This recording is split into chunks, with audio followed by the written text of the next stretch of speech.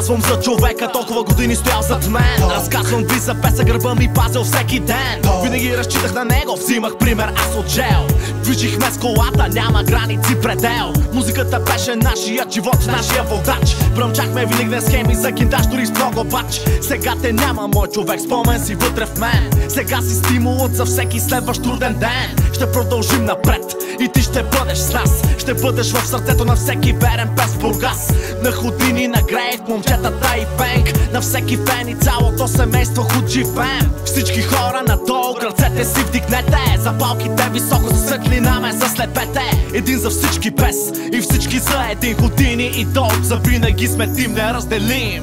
Пътят е трънлив и тесен, но вървя по него с мисълта за теб, че си с мен, че гледаш ме отгоре сега.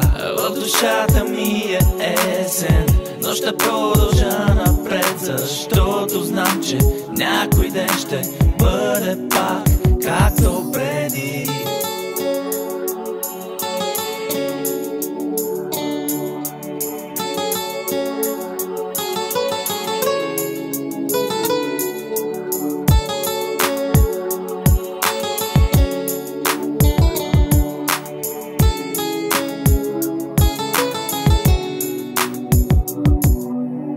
Много хора казваха, че времето лекува. Не знам защо така ми се привижда и пречува. Още чувам как говориш до мен, още виждам как разпускаме и ти си с мен. Живота ми се промени, без аз съм друг човек. Да те срещам някъде, винаги на штрек. Кажи ми Долг, ако мога да те върна как? Да бръмчим по улиците с хутицата пак. В сърцето на Ходини си липсваш ми. Какъв обор бяхме без, завиждат ни.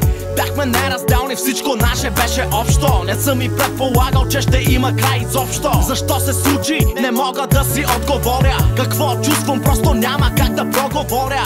Ти си стимулът ми, ти си моят брат Долг. Знам, че ще се видим пак. Пътят е трънлив и тесен, но вървя по него с мисълта за теб, че си с мен, че гледаш ме отгоре сега.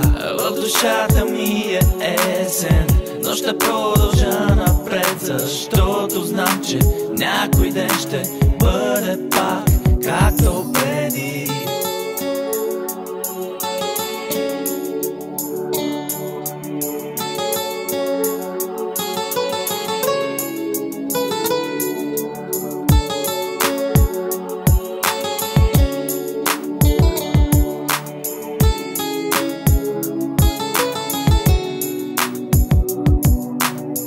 Пътят е трънлив и тесен, но вървя по него с мисълта за теб, че си с мен, че гледаш ме отгоре сега.